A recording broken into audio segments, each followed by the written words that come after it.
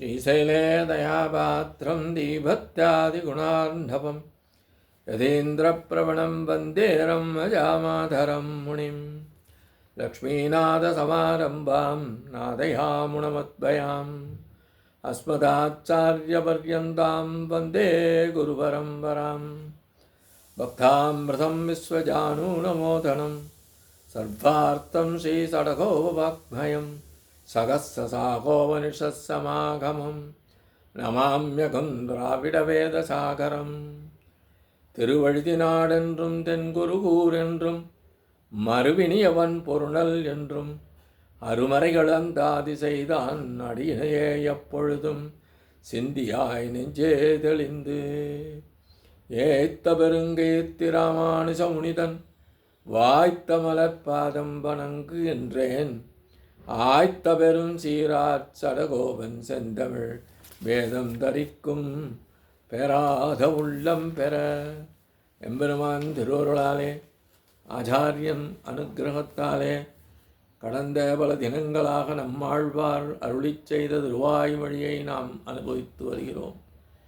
இன்றைய தினம் நாம் காண இருப்பது 2ஆம் பத்து 6ஆம் பதிகம் 10ஆம் பாசுரம்.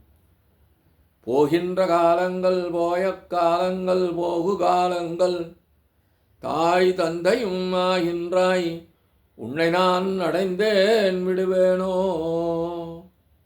பாகின்ற தொல்புகள் உலகுக்கும் நாதனே பரமா தன் வெங்கடமே என்றாய் தண்டுழாய் விரைனாறு கண்ணியனே.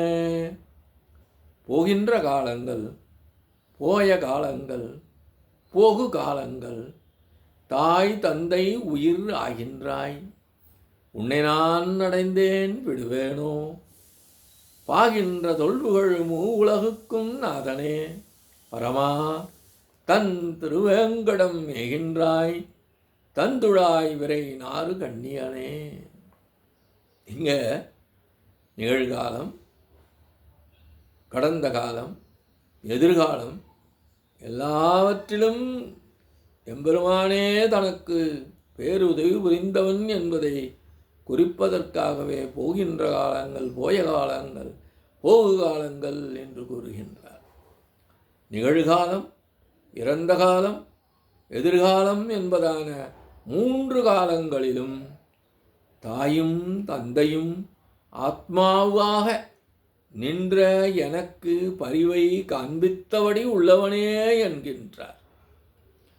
இவ்விதம் அனைத்தையும் காப்பாற்றியபடி உள்ள காரணத்தினால் எப்பொழுதும் நிறைந்த கீர்த்தி உள்ளவனே, 3 உலகங்களுக்கும் நாதனாக உள்ளவனே, இப்படிப்பட்ட பெருமைக்கு தனக்கு மேலே யாரும் இல்லை என்று கூறக்கூடிய நிலையில் உள்ளவனே, இப்படிப்பட்ட பெருமைக்கு தனக்கு மேலே யாரும் இல்லாதவனே என்கின்றார். இந்த மேன்மை மட்டும் அல்லாமல் காண்பவர் களைப்பை தீர்க்கும் திருவேங்கடமலையில விருப்பத்துடன் நிற்கும் சௌலபியம் கொண்டவனே.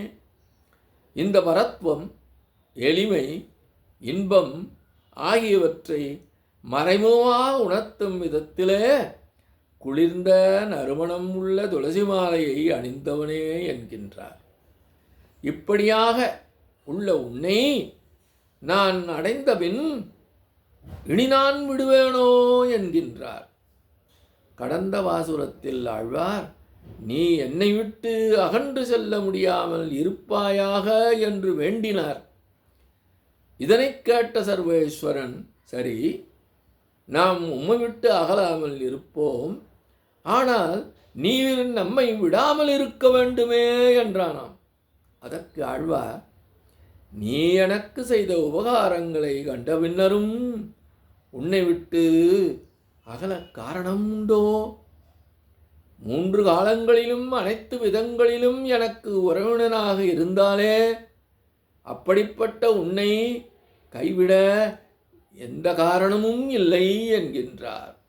போகின்ற போய போகு, போகின்ற என்றால் நிகழ்காலம், போய என்றால் இறந்த காலம், போகு என்றால் எதிர்காலம், ஆக 3 காலங்களிலும் தாய் செய்யும் செயல்களை செய்தும் நன்மையை மட்டுமே எண்ணியபடி உள்ள தந்தை செய்யும் செயல்களை செய்தும் அனைத்து விதங்களிலும் அடையத்தக்கவனாகவும் உபகாரங்கள் பல செய்பவனாகவும் உள்ள உன்னை நீ செய்த உபகாரங்களை எப்பொழுதும் மறக்காமல் நினைவில் கொண்டுள்ளேனே நான்.